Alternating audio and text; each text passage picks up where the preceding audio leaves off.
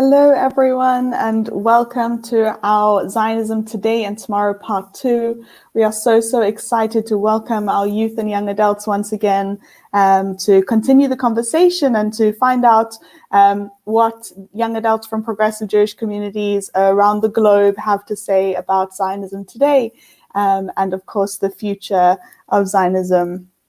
I just want to add to please feel free to post comments and questions on whatever social media site you are watching this from, and we will do our best to get to them. If not, we'll throw them in at the end. So please continue to throw some questions in the comments. And we are really excited to begin and welcome people from all over the globe. We have with us Lior from Australia, Anna from France, Zach from the US, and Julia from Russia, and Jason from South Africa. And in a moment, I'm going to ask them all to introduce themselves. But just to tell you all who I am, I'm Rachel Sarah from South Africa. I'm the youth director for Temple Israel, the progressive Jewish community in Cape Town. I'm the head of the Zionist Youth Council for the Cape Town Zionist Federation, and of course, Rosh Chinuch, head of education for Netzer South Africa. And I'm really excited to be here with you all, and I'll be chairing the session, and we are really excited to hear from all of our panelists. And so I'm going to hand over to each of them to introduce themselves, and we'll hear from Lior first. Thanks, Rachel. Lovely to be here. Hi everyone. My name's Lior. I am the Federal Mazkir of Netzer Australia. I'm also the local shaliach for the Canberra Jewish community. So I study a double degree, Bachelor of International Relations and Middle Eastern Studies at the ANU. Grew up in Australia, worked with the Jewish community my whole life as a chanich, and now as a bog, and now as Federal Mazkir. We were also asked to give our favorite Zionist icon, and I would say Shimon Peres for me. I worked a bit over the summer at the Peres Center for Peace and Innovation in Jaffa, and it was an incredible time. Thank you so much, Lior. Can we welcome Anna from France? Hi, everyone. I am Anna. I'm 34 years old, and I'm living in Paris. I'm working as director of Talmud Torah in a Reform congregation. And I'm working for Netzer France too, and I'm studying master degree in biblical studies in Louvain, in Belgium. Great to have you with us, Anna. Thank you. And we'll move to Zach from the US. Hi, everyone. It is so great to be here. My name is Zach. I live in New York. I'm the executive director of the Council of Young Jewish Presidents. And I am so excited to be on what has got to be the most globally diverse panel I have ever been on. And I would say my Zionist hero would have to be Herzl. I think it's so amazing that he was able to really will a state into existence in just 50 years. Brilliant, thank you. We'll hear and welcome from Julia. Hello, it's an honor to be here. My name is Julia. I am from Russia, but I'm currently a student in the Netherlands. I grew up in Netzer along with my siblings and a lot of my close friends. So, you know, a Jewish community has been a big part of my life since I was a kid. And yeah, I've been working as a madricha in the Netzer youth movement for 3 years. Now I'm mostly concentrated on my studies, but it's still really good to be involved in the Jewish community, the global Jewish community. And yeah, I would also say that my Zionist hero is Herzl, which is kind of basic, but he's a cool guy. I mean, why not? Thank you, Julia. And our final panelist today is Jason from South Africa. Hi, everyone. So great to be here. My name is Jason Bourne. I'm from Cape Town, South Africa. 22 years old. I'm currently studying at Stellenbosch University, getting my bachelor's in humanities, majoring in English and psychology. I guess my whole into this panel right now is that I joined NATSA when I was 14, and right now I'm the Mazkir or executive director, as well as the Gizbauer treasurer. And I work really closely with Rachel as well. I'm just super excited to be here. I think my my Zionist hero is someone some of you may know. Her name is Lior Agaman. She's the head of the Youth and Young Adults Engagement for WPJ. Just someone who has so much passion and excitement for working with the youth today and around the world is just really inspiring. So, yeah. Thank you so much, and welcome to all of you from really all corners of the globe and all time zones. And it's really such a privilege to have such, as Zach said, a globally diverse panel for today. Because we're all from such different places around the world, I think it's fitting for the first question to be just to contextualize what Zionism is like amongst the youth and young adults in your various communities and regions. And we will begin, we'll go backwards and we'll start with Jason. Sure, thanks so much. I think the perspective of Zionism in South Africa is sort of one that I think most people are familiar with, especially in the Jewish community amongst the old and the young people. There's definitely a polarization of the perspective of Zionism and the various opinions that people have about it. I think sort of there's dominant sides, and those sides often don't leave much space for anything else, which is really sad. But I think sort of the one side, which is sort of the more right-wing Zionist group or party, sort of support Israel and its government and all of its decisions. And they're ready to defend Israel against any criticism, no matter what it is. Often arguing that what Israel does is always in the best interest of the Jewish people, and the people who reside on this side of the spectrum often like to call upon a certain somewhat one-sided narrative, which defends Israel's rights to existence and justifies any of its actions. I think that then on the other side of the spectrum, you definitely have your more left-wing Zionists. And they're most definitely not afraid to criticize Israel, and they tend to hold Israel to quite a high moral standard, which Israel often does not measure up to, unfortunately, right now. They tend to focus on the rights of all the people who live in Israel's borders and not just the Jewish people. A Zionist perspective which often runs alongside concepts such as social justice, pluralism, and equality. And then just a sort of another side to it, which adds to the younger perspective, I think, is that Jewish schooling in South Africa definitely has a big part to play in how Zionism is perceived amongst the younger Jewish people in South Africa. I was never enrolled in a Jewish school myself, except for preschool, which I don't think really counts, as I was learning my ABCs back then. But I do have a lot of friends who were, and of course, people in NATSA South Africa are involved in and go to Jewish schools. Not all of them, but a lot of them do. And you'll often find when speaking with them about the type of Zionist education they received at school, that it was more of a right-wing leaning agenda, and that they feel like the Zionism was often forced upon them, sort of not allowing them to grow into and develop their own Zionist identities. I think the social ramifications of this polarization, also coupled with Jewish schooling, is that a lot of the younger people in the Jewish community can be quite uneasy when confronted with Zionism, often avoiding any conversation or exposure to it if they can. Not everyone, though. I guess the people within the Zionist youth groups tend to engage with it a lot more, understandably. Yeah, and I think at the end of the day in South Africa, it just really depends on who you're talking to, though. I think Zionism in South Africa, just like a lot of the world, is quite a personal topic today, really personal thing, and not everyone always wants to share their ideas and their views on that. And I think it just depends on who you're talking to, and their opinion may be different, and they may not want to get to know your opinion either. So, yeah.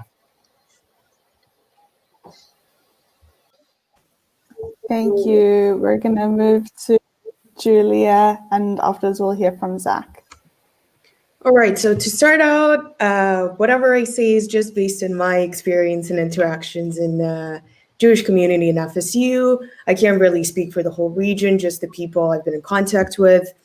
So from my experience, Zionism is not something that is widely talked about in my region. Although I think we do have a very distinct relationship with Israel. Most people I know either are planning to move to Israel or have already moved in there.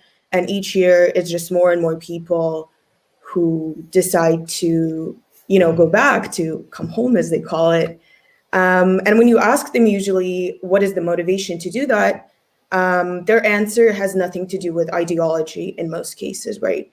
So for most people that I know, it's just about, their own personal goals and how Israel is a safe harbor for them, where they can live in a democracy, they can find a proper job, they can feed their families, they can enjoy the nice weather. And yeah, it's not usually ideologically motivated. And I think that's kind of a problem, which, I mean, it is a good thing that they try to take care of themselves and their families. But I think because of that notion of the Israel being like heaven on earth that we all can come to and live there together is it's not very nuanced, like there's a very widespread blind support for Israel, even though some of the issues of Israeli politics and just the Israeli way of life are, people are not aware of them and they don't usually talk about them that much. Yeah, and I think in Russia, Zionism, the word Zionism has kind of lost its original meaning.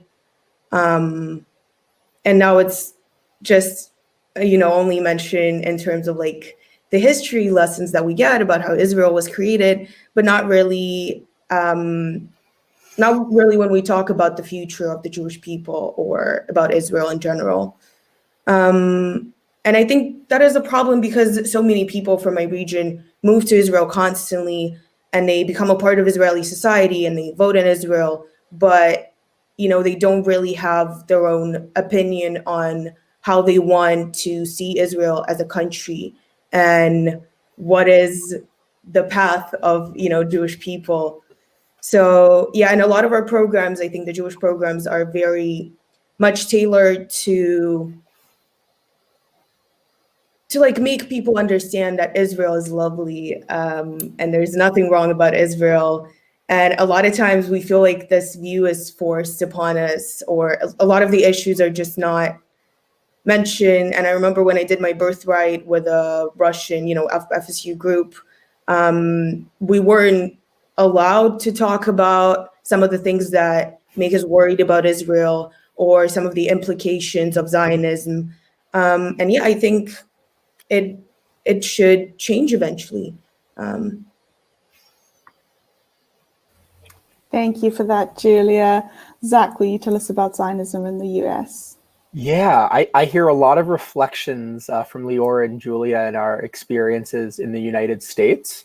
I think America has always been a bit unique, and Emma Lazarus in the 1880s sort of identified that America represented a sort of homeland just as Israel did, and it's always been a safe place for Jews in a way that other countries have a history around the world of more antipathy towards Jews.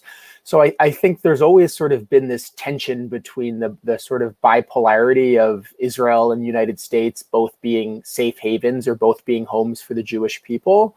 And then I think, even the language that we've used, I think Solomon Schechter referred to Israel, as a declaration of Jewish independence, very much within a framework of American patriotism. So I think there's been a strong relationship with Israel, and also a strong tension with Israel historically. And then I think what we're seeing with a younger generation is, as the sort of, the Holocaust has dissipated a little bit in memory, and as Jews have really integrated into American society and become comfortable, I think there's a question among many younger Jews, which is, why do I need Israel? Or what is Israel to me? Because there's not a sense that, as someone in the former Soviet Union or someone in Paris perhaps might feel like, I need a place to go to, I need a safe haven. I think a lot of young Jews feel like America is safe for them and this is their home. So I think sometimes there's this competitive tension that needs to be worked out. And then certainly I agree with Julia. In America, there's been a lack of nuance often in just education around Israel and Zionism. And as younger folks now are feeling safer and more present in America, feeling more detached from the dangers Jews have faced historically, they're beginning to ask, why do I need Israel if it's an Israel that I cannot relate to?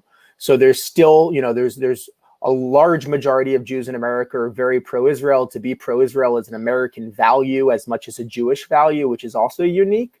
But I think there's a younger generation who have grown up with a younger generation on the left who've grown up with a government that's perceived to be an Israelite wing, have grown up with an anniversary of 50 years since 67. And they're starting to see that. And I think that's where you've seen organizations like If Not Now and others grow out of the American context to try to add some of that nuance and ask some of those questions. And I think it's really playing out now. A lot of these organizations trying to challenge the status quo from a younger perspective have been around for 5 or 10 years. And I think those organizations and those voices are sort of growing and seeking answers from institutions. And I think that tension's playing out. Thank you. Yeah, we're hearing such diverse responses already. And yeah, Anna, will you share your experience in France? Thank you. In France, Zionism sounds like a bad word because in the secular French society, it's associated to a certain view of Israel. It's tough, but it's about Israel like a gift for Jewish people after the Shoah, and it's like the country will be built on the Palestinian state's ruins. So it's very difficult to have a quiet conversation about Zionism in French society, because it creates polarization, and there are a lot of wrong ideas and misunderstood about the history of Zionism, about the state of Israel, and from this complex idea and history, each time the people reduce the story, the concept of Zionism, and it's very often give birth to hate, conflicts around the table. So it's the thing with French society. In French Jewish community, you could find, I think, three way from the right wings. We are very Zionism. We see Israel like homeland, like life insurance, and you have a little part of left wings who see Israel too like a homeland, but who have different vision, who allow themselves to be criticized about Israel politics.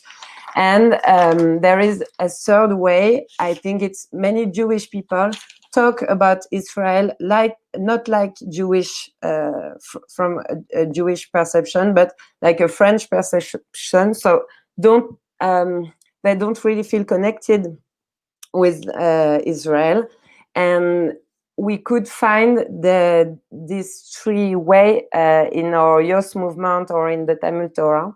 So I think as Jewish educator, we have to work on this with young people. And in my community, we have strong links with Israel because we have Netzer, we have Artsenu, and our rabbis are involved with the Jewish progressive movement in Israel. And we work on giving skills for young people to understand the challenges of Zionism in the history, but for their lives now, and we try to give them skills to build their own connection with Israel. We create a program with Taglit, a special program for progressive Jewish.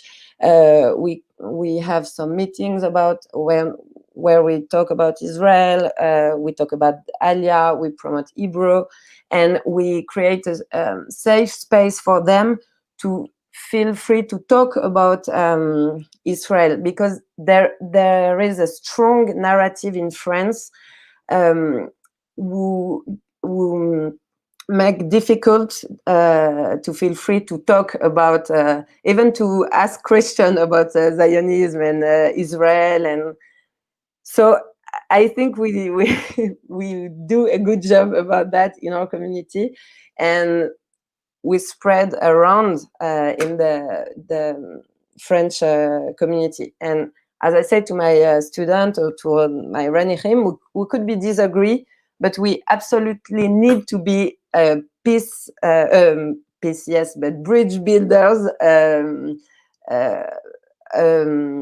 between the community. And even in interface program, and this question come back every day, all the time, but and we have to deal with it and to be positive. To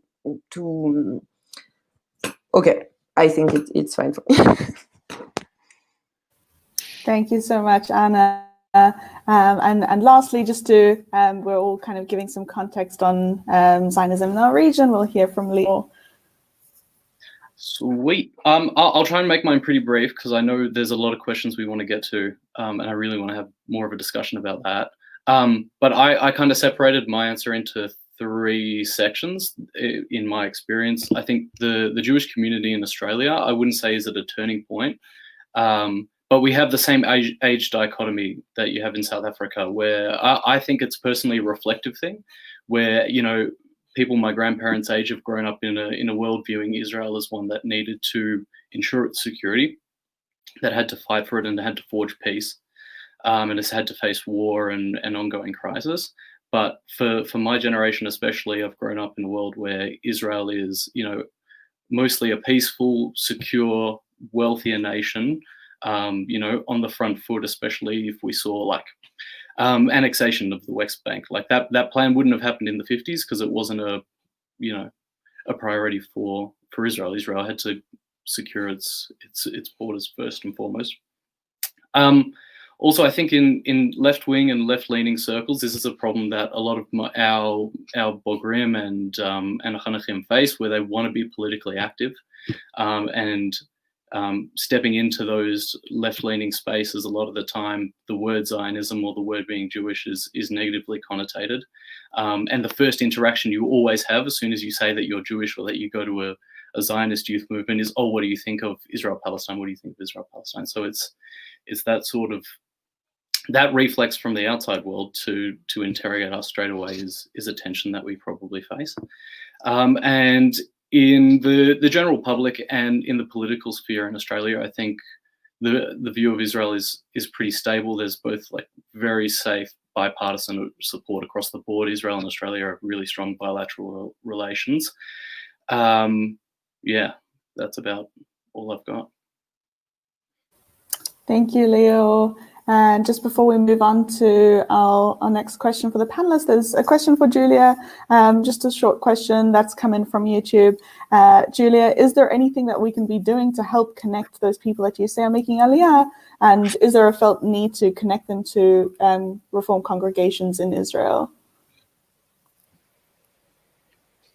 I mean, I'm not sure about the Reform congregations, right? Because a lot of Russian people are... or like FSU people are allergic to religion for many reasons. And whenever there's any mention of religion, it makes them freak out.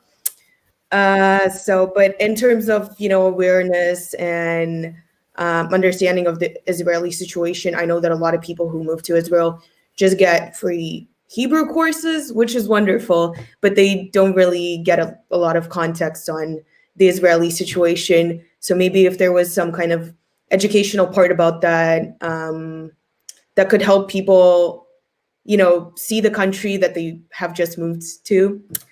Yeah, obviously, it's important for it not to be biased and to represent different, perspectives on all the issues that Israel is facing nowadays. So yeah, that's the way I think it should be done. Thank you, Julia. So we've heard from the panelists about what Zionism is like currently in their regions, and the next question is really dealing with where are we going with this, right? What does it really mean to be a Zionist? Knowing that in the past, Zionism was, many years ago about physically building the state, building kibbutzim, finding that spiritual connection with the land. And what does it mean for us as young adults today as leaders of the future? And we'll start with Zach from the US. Yeah, I mean, I think that while Zionism was about the sort of physical upbuilding of the land, it was also about more than that. And there's always been the Herzl Ahad Ha'am sort of tension. But one of my favorite quotes by Jacob Klatskin, a labor Zionist at the time, he said that Zionism is an aspiration toward morality and beauty. And he talked about how it sort of pins its hope on not just the advance of civilization, but our own faith in our own power and our own beauty as Jews. And I think we can actually ground the conversation in history. And really, as young folks, or as myself, I relate to Zionism not just as building kibbutzim, but as an aspiration toward morality and beauty, and not just a Jewish state, but a Jewish society that lives up to our people's ideals. So I think we really can ground the conversation as we always do in Judaism, in our historic teachings, and even in the early Zionist leaders.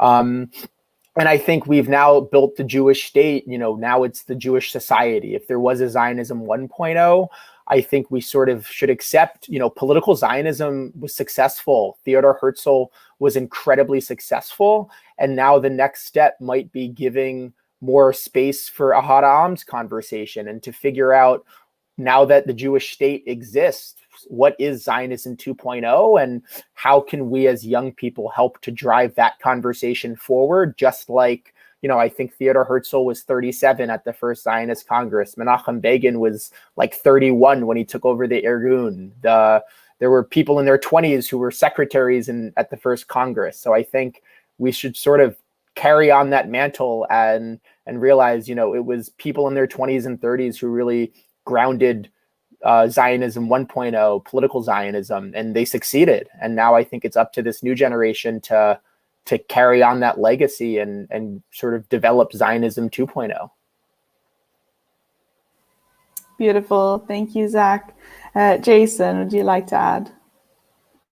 Yeah, I think the Zionism is definitely shifting focus. I think just an example of that is what Leo said earlier. About a few decades ago, Israel was focused on securing its borders, but then a few months ago, when the annexation came up, the uproar was against the rights of the Palestinians and the effect it would have on human beings. Right? It wasn't really about the politics. It was about the effect that it had on humans. And I think that's sort of where my Zionism is shifting towards, at least. And I think maybe I'll just sort of give like a rundown of my journey with Zionism to be able to answer the question. But I think before I joined Netza, when I was 14 or so, I knew that Israel was a place that was important to Jewish people, and I didn't know why. And I knew that like there was conflicts going on, and there was like borders, not sure what the borders were, whatever. But I really didn't have a clue what you were talking about if you asked me about Zionist identity, or I guess even Jewish identity. And I think that, especially coming from a town with the small Jewish population, just for context, I went to a Jewish pre-primary school, and I was one out of 4 Jewish people there.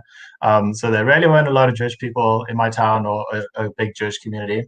And I think my Jewish journey and my Zionist journey are quite intertwined. And it really started when I joined Netza. I think that the values that I've learned through progressive Judaism and through Netza really helped me develop the values that I find in my Zionism and the values I want to be, that I want Israel to be upheld to. I think my sort of understanding of Israel went from like a political concept of like disputed borders and conflicts to more of a spiritual, religious connection to a homeland, which was sort of in a way an extension of my Judaism, and a place where I could freely explore that Jewish identity with no borders or anything like that. And I think obviously a step in my Jewish growth was, and my Zionist growth was when I went on Shnat Netzer in 2017, which is a progressive Jewish gap year. And I think my Zionist Jewish education within Netzer wasn't different to the Jewish education I received within Netzer. I think the values I learned from my Judaism were intertwined with my Zionist identity. Being critical of my Judaism, I'm critical of Israel. Being open-minded to Judaism, I'm open-minded to Israel and its actions and its ideas and other people's ideas of Israel.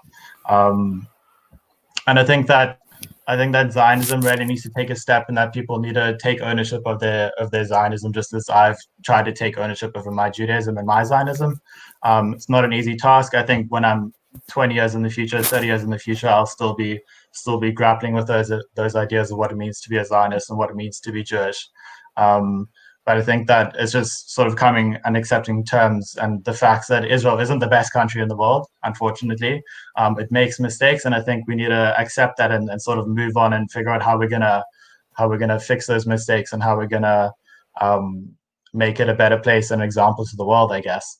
And I think that it's just important that vision we have for a Jewish homeland doesn't come at the expense of others, and we should really appreciate the value of every human being, especially for the unique intrinsic value that they possess.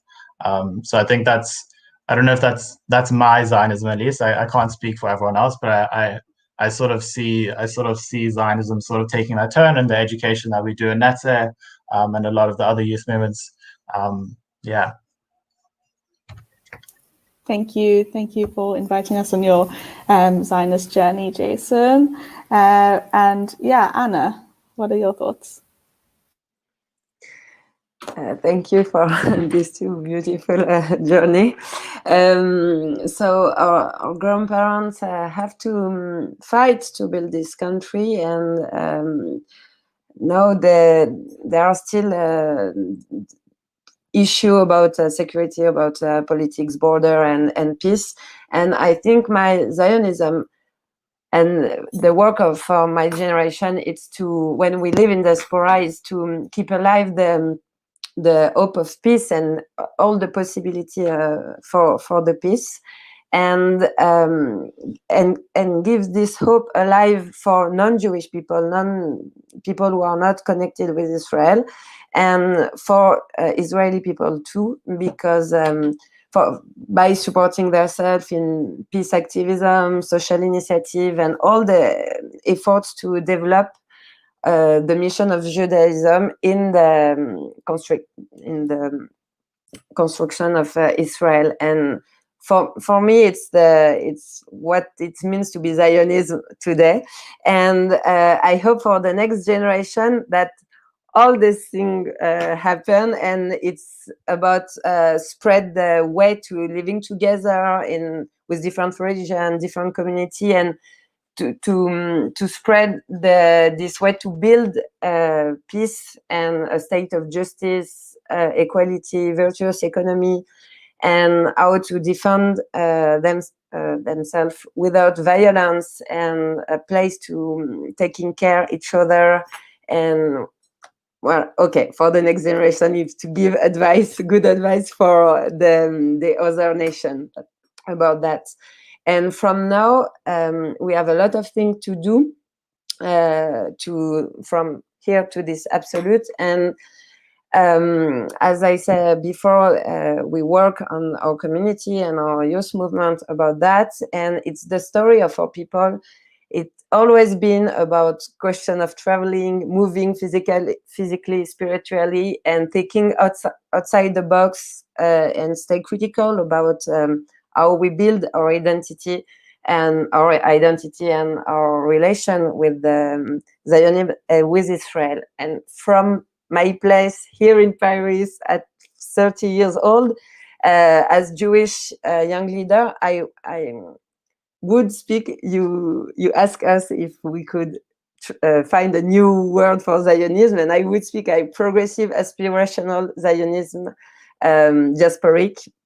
And I think I'm working on that every single day in some different way and in a lot of different fields, but it's my definition of how I deal with the Zionism now. Yeah, absolutely. Thank you, Anna. And can we hear from Leo next? Sure. I don't want to be controversial, but I want to disagree with Zach, and I don't want to disagree with Zach because I agree with his points, but I'm not sure that we need to say that we need a Zionism 2.0. I think there's enough room within the current constructs we have. I think the beauty of Reform Zionism is that we are constantly evolving and we're constantly critiquing the manifestation of our Zionism in the State of Israel. So I think that the beauty of our Zionism is that we stay relevant. And a perfect example of that was the conversation we had in Australia about the plan to annex the West Bank. Netze released our thoughts, and we kind of sparked a conversation as much as we could during COVID with our community. And, had that conversation, was the manifestation of our Zionism in the State of Israel acting in accordance with how we aspire that state to act? And the answer was largely no, especially from an Netze circle. And I think a beautiful embodiment of that is the concept of Aliyah Nimshechet, is that you go to Israel and you make a difference, and you make a positive, progressive difference. Thank you, Leo. Brilliant. And can we hear from Julia? Yes, well, I think my answer actually correlates a lot with Zach's answer, but in general, I'm not really sure what Zionism means to me at that point. Like, that concept became so diluted and so complicated that it's kind of scary to use the word a lot of the times. But yeah, I think what is important to me about Zionism is the Jewish world, not specifically Israel, because Israel as a land is not exactly the same thing as Israel as an idea of the Jewish core and the Jewish home. And I think having that idea in mind, it's very important to, put our work in developing our communities around the world. Because of course, the idea they've had like 100 years ago about how all the Jews are gonna live in this one place happily ever after is probably not happening anytime soon. And I think what we as a world community should focus on is to just create the Jewish life that we want to live wherever we, decide to live. And yes, of course, a big part of it is the Jewish values, what makes us who we are, and, cultivating our space and working to create such an environment in which we can express ourselves freely and practice our religion. But of course, a big part of it is not being isolated, right? Because the idea of the Jewish state is that we're going to have our own little country, right? Where only our own kind is going to live, and we're going to be cut out from the rest of the world, which is not really an idea that I support myself. And I think we as a community should really work to be a part of a larger communities of our countries, right? Because a lot of, tikkun olam that is happening in the Russian Jewish communities is all about helping other Jews and, whatever, cleaning up the cemeteries or visiting Jewish orphanages and all that stuff, which is of course wonderful. And that's part of the reason why I'm proud to consider myself Jewish, to be a part of this huge thing where everyone supports each other. But I think a lot of times people who are not a part of the Jewish community have no idea what being Jewish is all about. And, you know, I think a part of being a Zionist is to spread awareness outside of the Jewish community as well. And yeah, and another part I'd like to talk about is that, you know, like I feel like Israel is kind of my home because I have so many relatives in there, and I used to go there every year since I was a kid. But then whenever I travel around the world and I find myself in Jewish communities, I also feel at home, you know? And so, like, the idea of Israel is beautiful, but I think that what we have is so much bigger than just that, you know? And that point about critically evaluating whatever is happening in Israel, I think it's also a big part of being Zionist nowadays. It's about thinking of how our Israel, our core, could be a better place. Yeah, that's it. Thank you, Julia. There's an interesting question that's come through from the comments on YouTube from Tom Abelson. And the question is, what do you think are the greatest threats to Israel now and in the future? And yeah, I'd just like to throw that one in there. Perhaps we can start with you, Lior. I'm not too sure. I think in the last few years, there's been some concern about, you know, democratic backsliding. I don't want to get like too political sciencey, but coming from Australia, where we have an electoral system where you vote on, you know, your local member instead of just you know, a single electorate country. I think there's some democratic reform to happen in Israel, which I would, you know, love to see, but I'm really not too sure. I would need to be in Israel, I think, to have a more comprehensive view. Thank you. Anna, do you have any suggestions to add? It's very personal. Coming from a secular country, we have a big concept of laicity in France, which is unique in the world. And for me, the street now and the next streets for Israel is about how the politics deal with the religious. And we are religious, but we are reform, and I think it's a big issue for Israel society now and for the next few years. I have no solution, but it's just the way I'm seeing the situation in the society and with the politics, and it's about economics too. And okay.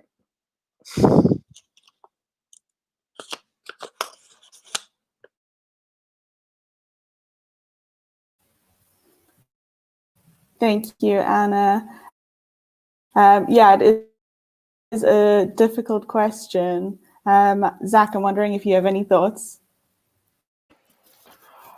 It is a difficult question, and I think there's a humility we're all displaying, not being in Israel or Israeli citizens.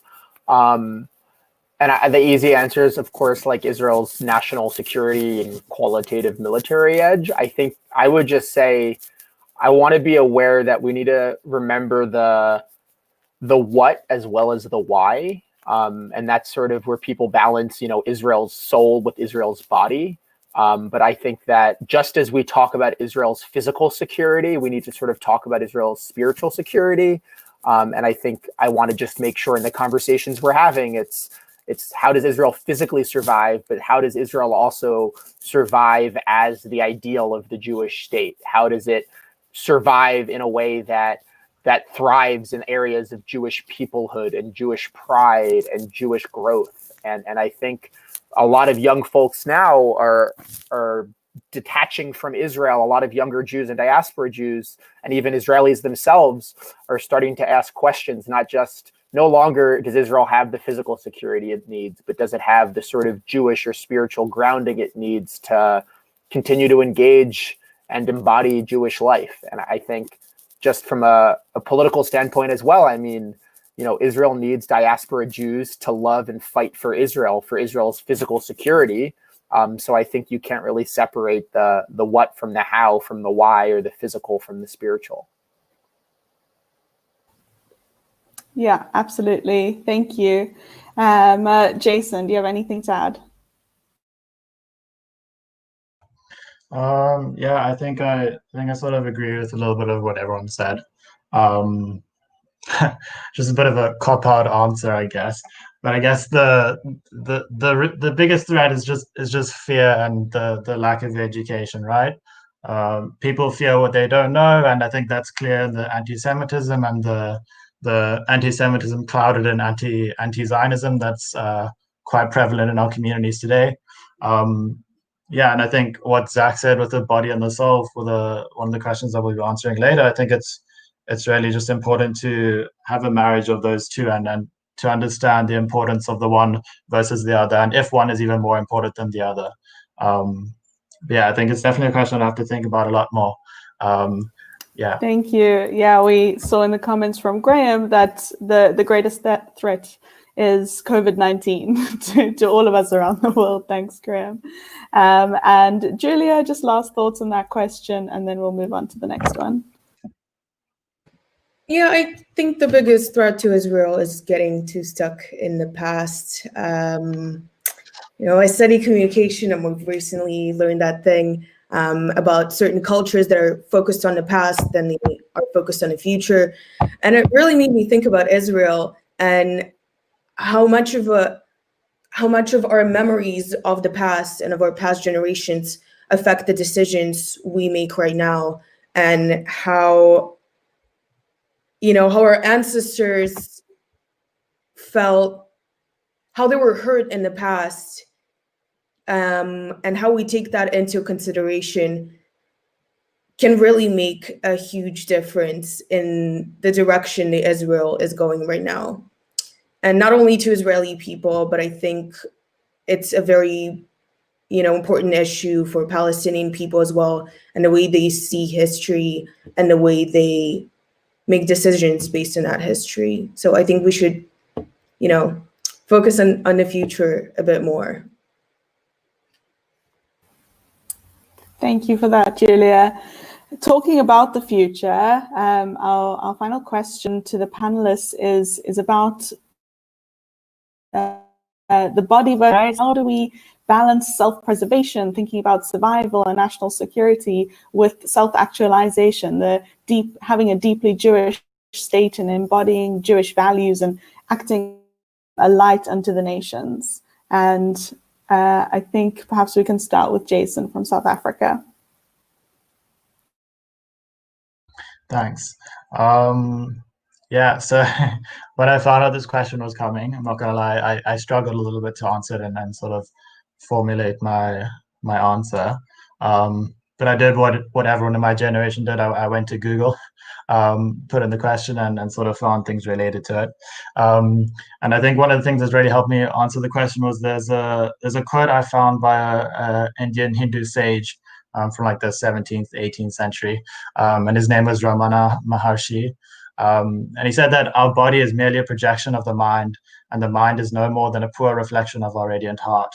And I think this really sums up my answer to the question. I think with, as I said earlier in one of my previous answers, I think with all the social activism that has been taking place over the past few months or even the past few years, it's really clear that change begins with me, right? I have to do something if I want to see the world change, and if I want to see the world in a certain way, I have to be the one that does my best to make it like that. I mean, unfortunately, there's not everyone shares the same visions, but the sort of the key to it is still there. I think the position that Israel finds itself in today, which I think has been quite clear in this sort of discussion of this panel, is that it's definitely not the position it was in 50 years ago. I think it's in a better position now than it ever has been. It's able to bring about, and we're able to bring about a fruition of a state which embodies Jewish values and that can actually act as a light unto the nations. I think that I use the term "we" for a reason, because I think that diaspora Jews have just as much of a role to play as those that live in Israel. I think that if how do I, someone who lives in the diaspora, have the right to criticize a nation and hold it to a set of values if I myself am not living by those values, right? I think I'm really grateful for environments like this, for Arsenia and the WPJ and Netze and all of that, which allows me to sort of discuss Zionism and unearth other opinions and highlight other views on the matter. And I think if we want Israel to be a light unto the nations, we need to question it and hold it accountable for its actions, just as much as we, the Jewish people, need to hold ourselves accountable for our own actions. I think if we want Israel to be a nation that sets an example to the rest of the world, we need to be the ones who set that example before we can expect Israel to even reach that. And I think just to sort of round off the question, I think I was talking about this with Rachel early on, and I think that the once if you fix the soul, right? But going back to the quote, the soul is just a reflection of the mind is just a poor reflection of the radiant heart, and our body is just a reflection of that. And I think that once you sort out the soul and the heart, the body will follow that. And I think that's really where the light unto the nations comes in. Thank you so much for that, Jason.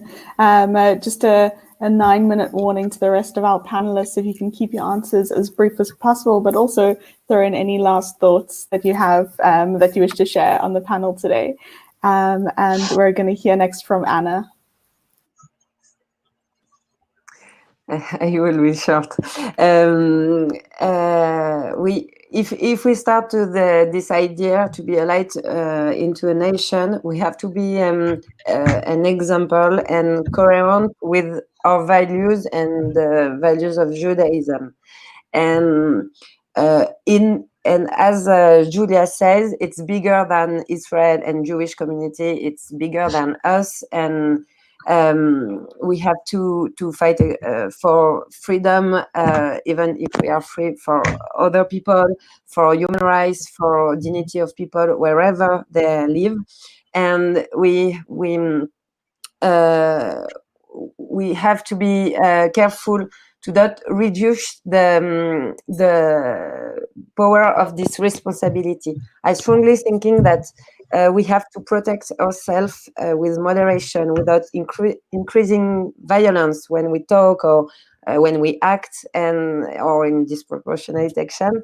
And the best thing to be a light for the nation is acting like a light, on to focus our efforts on building an equal society without poverty, without violence, without exclusion. I think we have the progressive movement or the progressive community, which are a very good place to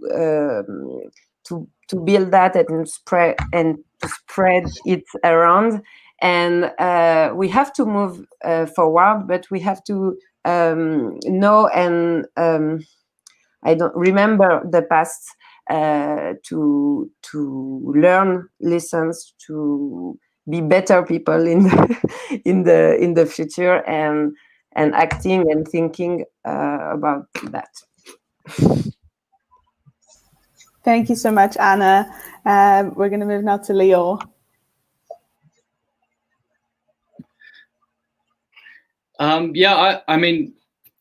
I think everyone's touched on the fact that self-preservation and national security, Israel probably gets a big tick right now.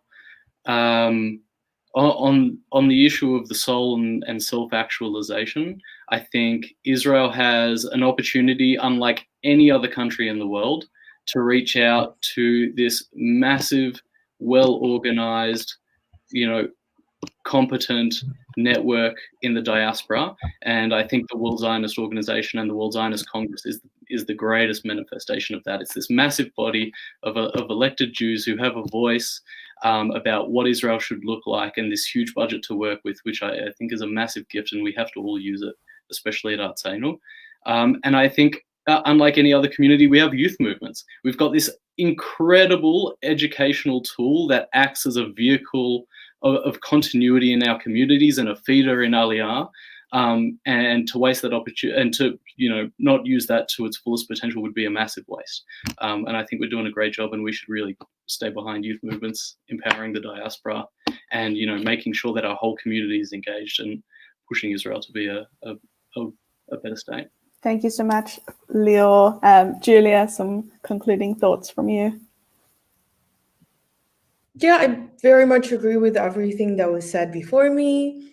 And it might sound controversial, but I do believe that if we want to live, we as the Jewish people, according to Jewish values, then Israel shouldn't be exclusively a Jewish state. I think that with all the globalization happening and with the world changing so rapidly, the way to go for us is to become, a part of the rest of the world, which doesn't mean assimilation. It just means that we should work to live in peace with everyone else and to build a country where everyone's beliefs and cultures are welcome, which kind of a utopia and is not really possible right now, probably, or maybe in the next few decades. But I think this is where we should something that we should look forward to. Yeah. Thank you so much, Julia. Absolutely. And we'll hear some last thoughts from Zach. I can't echo enough what everyone has said, and I love that quote that I think Jason had shared. That's just amazing. I mean, honestly, this is the conversation that's given me so much hope. I've never been on a panel with other millennial Zionists from literally all around the globe, spanning what seems like every time zone. And seeing the comments coming in from a lot of individuals who might not identify as young, and sort of seeing this global conversation and intergenerational conversation happen really gives me a lot of hope that we are looking, internal at our hearts and our minds as to where we can go. And I think it's just, we need to keep asking this question, and whoever had said, identify the marriage between the soul and the body, or the, self-preservation and actualization. I think that there's sort of will always be that tension, but Israel's better prepared now than ever to realize that, because I think in many ways we're more secure than ever before. So I really have a lot of hope, and I'm so grateful to be on this panel. Thank you so much. And a huge, huge thank you to all of our panelists today. You all spoke with so much diverse opinion, as well as so honest. And I really want to, I appreciate the fact that all of you gave up your time to be with us today from all your time zones and wherever you are in the world. I just want to say there are some brilliant, brilliant comments and questions that have been coming through, and we haven't managed to answer them today, but as Andrew said in part one of our Zionism Today and Tomorrow, these are really just the start of these conversations. And I encourage all of you to continue this intergenerational conversation and asking these difficult questions. And yeah, it's been such a privilege, and a huge, huge thank you to you all for speaking with us today and for sharing your voice with us.